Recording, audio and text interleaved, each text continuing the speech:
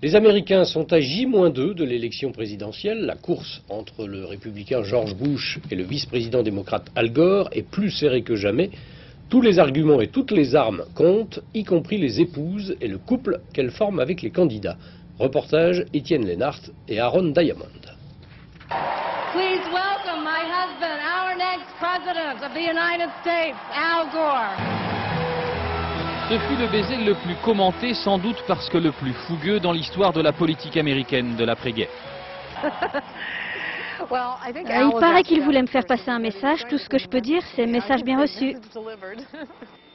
Dans toutes les biographies officielles, Tipper Gore, épouse du candidat démocrate depuis 30 ans, est décrite comme quelqu'un de spontané et chaleureux. Mère de 4 enfants, diplômée en psychologie, elle fut un temps photographe de presse et passe pour être la plus proche conseillère de son vice-président de mari. Laura Bush, elle, est régulièrement présentée comme une Texane, plutôt réservée, portant tailleur classique, bibliothécaire de formation, mère de 2 jumelles, et qui progresse dans l'ombre de son époux, mais n'hésite pas à monter au créneau lorsque celui-ci est attaqué. Je n'aurais jamais pu me marier avec quelqu'un qui ne soit pas intelligent. Ainsi, dans un pays où chaque détail compte, lorsqu'il s'agit de médiatiser une candidature politique, chacune a joué un rôle bien précis dans cette campagne.